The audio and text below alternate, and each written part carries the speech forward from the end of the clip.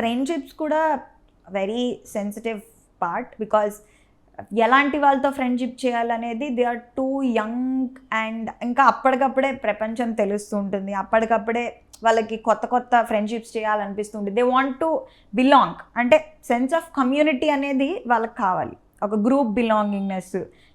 నేను ఈ గ్రూప్లో ఉన్నాను, నాకు ఒక గ్రూప్ ఉంది అనేది చూపించుకోవాలని టీనేజర్స్ అనుకుంటారు. వీళ్ళు గుర్తుంచుకోవాల్సిన విషయం ఏంటంటే, ఫస్ట్ ఆఫ్ ఆల్ ఒక ఫ్రెండ్షిప్ చేసినప్పుడు అందులోంచి at the end of the day ఆ మనిషితో స్పెండ్ చేసిన తర్వాత మీకు ఎలా అనిపిస్తుంది? Feeling is very important. హ్యాపీగా అనిపిస్తుందా, చిరాగ్గా అనిపిస్తుందా, కోపంగా అనిపిస్తుందా అనేది చూసుకోండి.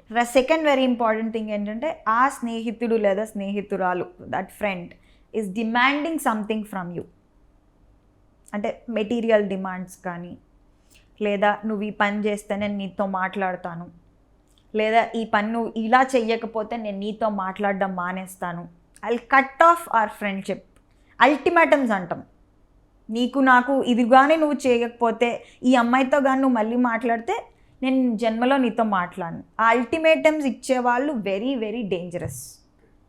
ఎమోషనల్ డిమాండ్స్ కానీ మెటీరియల్ డిమాండ్స్ కానీ చేసే వాళ్ళ దగ్గర నుంచి కొంచెం దూరంగా ఉండండి, జాగ్రత్తగా ఉండండి. రెడ్ ఫ్లాగ్స్ అంటాం, ఆర్ అలర్ట్ సైన్స్ అన్నమాట. సో వాళ్ళ నుంచి దూరంగా ఉండండి. థర్డ్ వన్, కంపేర్ చేసే స్నేహితుల నుంచి దూరంగా ఉండండి. ఇంకొకటి ఏంటంటే, ఎక్కువ షో ఆఫ్ చేసి నాకు అది ఉంది నీకు లేదు. సో 4 స్టేజెస్ చెప్తాం కదా ట్రాన్సాక్షనల్ అనాలిసిస్లో. ఐఎమ్ ఓకే, యూఆర్ ఓకే అనే స్టేజెస్ ద బెస్ట్. అనే స్నేహితుడితోనే ఫ్రెండ్షిప్ చేయాలి. నేను బాగున్నా, నువ్వు బాగున్నావు, నేను బాగా ఉంటాను, బాగా నీకు మంచి వైబ్స్ ఇస్తాను, నువ్వు నాకు మంచి వైబ్స్ ఇవ్వు. ఇప్పుడు అదర్ 3 స్టేజెస్ వస్తే, I'm not okay, you are okay, I'm not okay, you are not okay, I'm okay, you are not okay. ఈ 3 స్టేజెస్లో ఎవరైతే ఉంటారో వాళ్ళతో చాలా దూరంగా ఉండండి. నేను బాగున్నాను, నువ్వు బాగున్నావు అనుకునే వాళ్ళతోనే.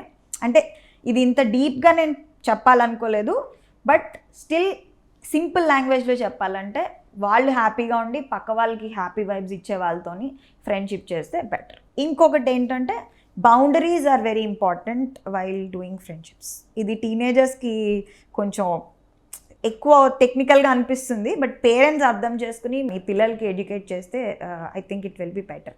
బౌండరీస్ అంటే, ఒక స్నేహితుడు కానీ ఎవరైనా ఫ్రెండ్ కానీ మీకు నచ్చనివి చేసినప్పుడు, మీకు నచ్చనివి మాట్లాడినప్పుడు స్ట్రిక్ట్గా చెప్పండి, నాకు ఇది నచ్చలేదు.